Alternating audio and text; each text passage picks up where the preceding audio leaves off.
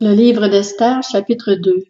Après ces événements, une fois sa colère apaisée, le roi Assuérus pensa avec regret à Vasthi, à ce qu'elle avait fait et à la décision qui avait été prise à son sujet.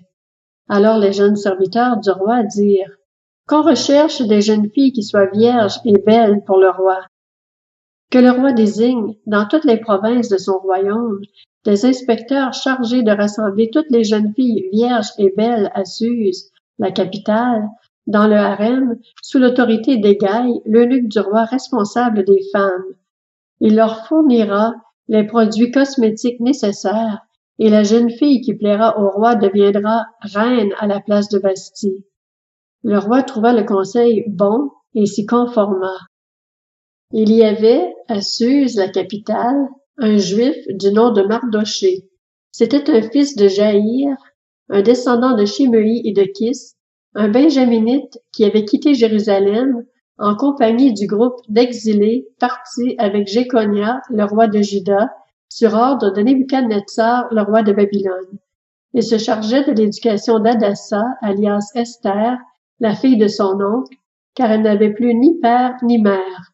Cette jeune fille était belle à tout point de vue. À la mort de ses parents, Mardoché l'avait adoptée.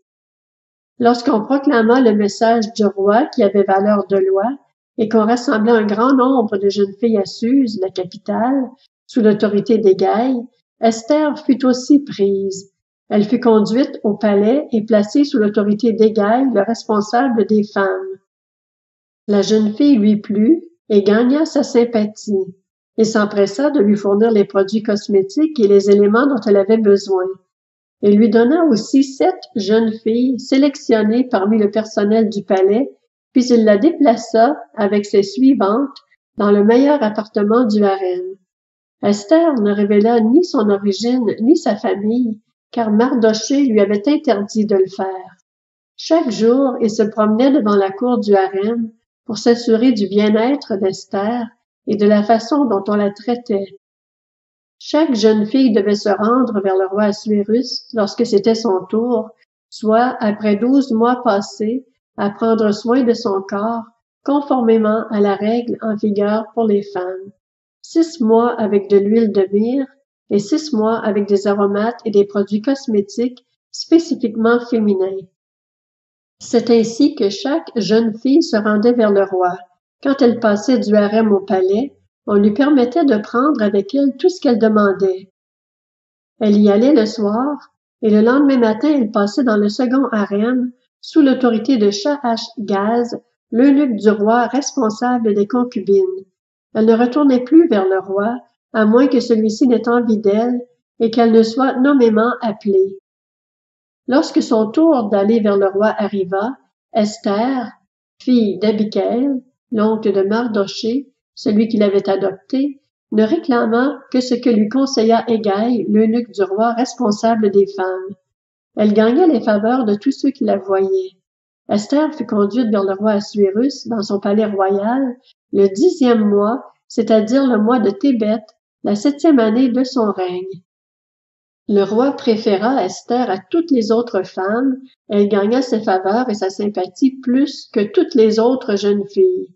Il mit la couronne royale sur sa tête et la proclama reine à la place de Vasthi. Le roi organisa un grand banquet pour tous ses princes et serviteurs, et ce, en l'honneur d'Esther.